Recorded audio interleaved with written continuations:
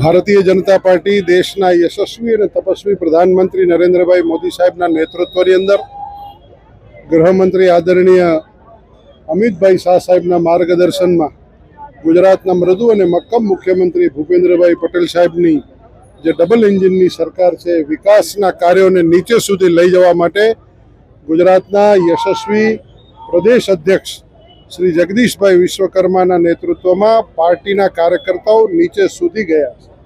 કાળઝાળ ગરમીની અંદર કાર્યકર્તાઓએ કોઈ તાપ પરસેવો પરિશ્રમ કરીને, તાપ તડકો જોયા વગર પરિશ્રમ કરીને એ લોકો સુધી વિકાસની વાતને પહોંચાડી છે અને વિકાસની જનસમર્થનને પાછું મતપેટી સુધી પણ કાર્યકર્તાઓએ પહોંચાડ્યું છે। આપના માધ્યમથી હું સૌ કાર્યકર્તાઓને ખૂબ ખૂબ લાખ અભિનંદન આપું છું। જનતાનો પણ ખૂબ ખૂબ આભાર વ્યક્ત કરું છું। મતદાતાઓનો પણ ખૂબ ખૂબ આભાર વ્યક્ત કરું છું અને સાથે સાથે જે કાર્યકર્તાઓ ચૂંટાયા છે એ સૌ કાર્યકર્તાઓને આ વિકાસના કામોને નીચે સુધી સામાન્યમાં સામાન્ય લોકો સુધી લઈ જવા માટે ખાસ સૂચન કરું છું। કેટલાય વિરોધીઓએ અનેક પ્રકારની વાતો કરી, અનેક પ્રકારની પોતાની અફવાઓ, અપપ્રચાર, નિંદા, જે કંઈ કરવું હતું એ કર્યું, પરંતુ લોકોએ ભારતીય જનતા પાર્ટીને સમર્થન આપ્યું છે। લોકોએ ભારતીય જનતા પાર્ટી ઉપર વિશ્વાસ વ્યક્ત કર્યો છે। આ સૌ નેતાઓ જે ભાજપની નિંદા કરતા હતા, અમારા કોઈ કાર્યકર્તાઓની નિંદા કરતા હતા, એમણે આત્મચિંતન કરવાની આવશ્યકતા છે કે જન સમર્થન ભારતીય જનતા પાર્ટી સાથે છે, કારણ કે ભારતીય જનતા પાર્ટી લોકોનું કામ કરે છે અને સૌ કાર્યકર્તાઓ પણ એટલા ને એટલા ખંતથી લોકોનું કામ કરે છે।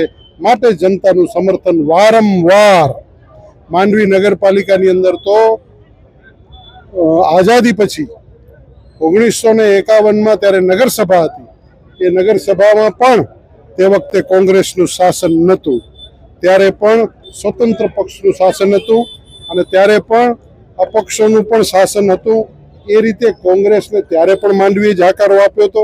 એકાદ વખત કોંગ્રેસ માંડવીમાં શાસન કર્યું, પરંતુ લોકોને એમનું કામ ગમ્યું નથી। લોકોએ માંડવીમાંથી કોંગ્રેસને જાકારો આપ્યો છે અને આ કોંગ્રેસ આ વખતે તો તળિયા ઝાટક થઈને સંપૂર્ણપણે 36 સીટ કમળના ફૂલની જનતા જનાર્દને કમળના ફૂલને આશીર્વાદ આપી અને મોદી સાહેબ ઉપર 36 કમળનો વરસાદ વરસાવ્યો છે। સાહેબ, શાસનમાં વિપક્ષ હવે છે જ નહીં, ત્યારે ચૂંટાયેલા જનપ્રતિનિધિઓને સુશાસન માટે શું કહેશો?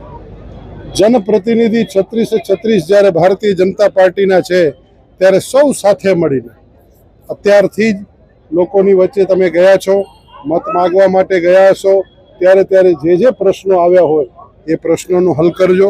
આવનારા દિવસોમાં ગુજરાતની સરકારમાંથી માનનીય મુખ્યમંત્રી શ્રી ભૂપેન્દ્રભાઈ પટેલ સાહેબની સરકાર જે કંઈ પણ વિકાસના કાર્યોના કામોની ગ્રાન્ટ આવે એ ગ્રાન્ટનો સુચારુ ઉપયોગ થાય, લોકો સુધી ઉપયોગ થાય, એનું પણ ખાસ સૌ કોઈ ધ્યાન રાખી અને કામ કરે। નરેન્દ્ર ઈશ્વરલાલ પીઠડિયા। અત્યારે ભારતીય જનતા પાર્ટી મને એક જવાબદારી આપી હતી કે આપ માંડવી શહેરના ઇન્ચાર્જ તરીકે, ચૂંટણીના ઇન્ચાર્જ તરીકેની જવાબદારી મને મળી હતી।